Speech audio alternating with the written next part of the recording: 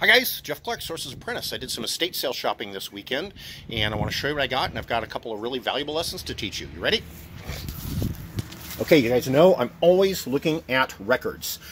You also hear me talk frequently about going to estate sales on the last day. That's because prices are usually marked down. So all three of the estate sales that I went to, prices were marked down half price. So I got this whole box of records for $5. They had 3 or 4 other boxes that I did not get because they were in kind of crappy condition and they weren't as attractive titles as these were.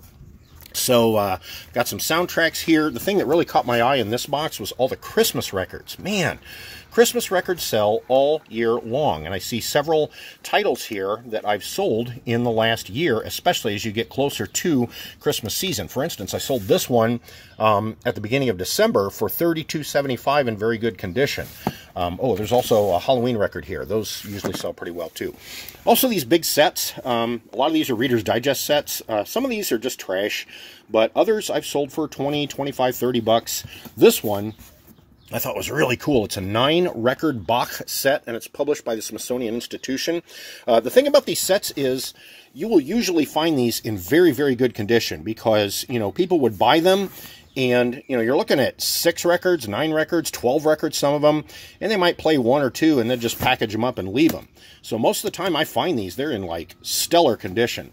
But anyway, this Bach set is ranked 380,000 in music on Amazon right now, and there's no FBA prices, merchant fulfilled around 30, 40 bucks. So I will probably price that at my magic price of $42.75. And if you guys follow me for any length of time, you know that's one of my favorite prices.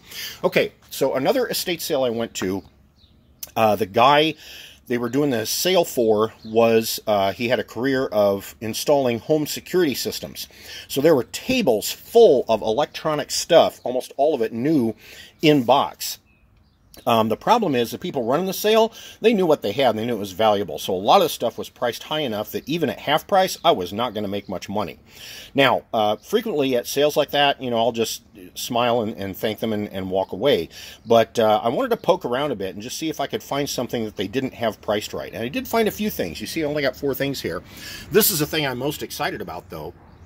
On Amazon, this is ranked 5,000 in camera, and in brand new condition, which this is, it sells for 190 bucks.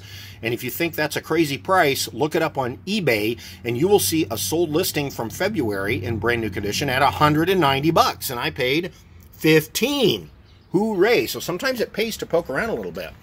Okay, kitchen stuff. You guys know I'm always looking at kitchen stuff, especially vintage aluminum. This is Wherever brand. That's one of the really good brands. Miro is another one. West Bend, Wagner Ware. There's some really good aluminum brands. Anyway, I only paid $4 for this, and it's in pretty decent condition. That'll sell for probably $25 plus shipping, I'm guessing. Okay, I got a Presto bread slicing system. This is not new. It's used, but even in used conditions, it's selling for $20 on eBay, and I only paid a couple bucks for it. Moulinex is a brand name that I've sold several times in the past. It usually goes for pretty good money. I don't know if this is even complete. It doesn't look like it's in great condition, but the thing that caught my eye is on eBay, the sold listings had several listings just for parts. So I may do a Matt Pinkwalk thing and just tear this thing apart and sell the parts, make even more money. This I thought was really beautiful. Got this vintage 70s look to it with the dark wood and the gold trim and everything. It's a warming tray, and then you put your crackers or whatever here. I just grabbed it because it only cost me $2.50, right? But when I looked it up on eBay later, I saw a lot of ended listings and 0 sold listings. So this might end up just going to the Goodwill bin. You know, that happens sometimes. You gotta mitigate your losses. This one back here is Corningware stovetop percolator. Only paid $5 for it. Frequent sales on eBay, 25 to 30 bucks plus shipping. Yay! This is really cool. Rival waffle maker. Needs to be cleaned up a bit. Got some crumbs in there. But only paid $3 for that. And the vintage color, the avocado green, boy, that's what's going to sell it, okay? All right, this item here is the thing I am most excited about today. This is just beautiful. It's a Cori. It's a vacuum percolator, okay? You can see the old cloth-covered core. That dates it to about the, I'm guessing, the 30s, 40s maybe. Certainly no later than 50s. But what's really cool about this, there's a glass rod inside there. Do you see that? The sold listings. Oh, and by the way, I plugged this in and it heated right up, so it works, okay? Sold listings for this on eBay. The most recent sale was 55 bucks just for the pots without the actual warming plate and cord. So I'm not sure how I'm going to price this. I may start it at $90 and let people talk me down, but I only paid $17.50 for it. Isn't that beautiful? I love old kitchen stuff. Okay, got a box full of books here from the state sale. Also got these sealed craft kits. I do really well with these. Only paid $4 a piece for these, and when you're looking them up on eBay, you might not find the exact pattern. So just look for the company that put it out, and you know, put in the words new or sealed or something and see what comes up. These will go for 15, 20, maybe 25 bucks each, and only paid $4.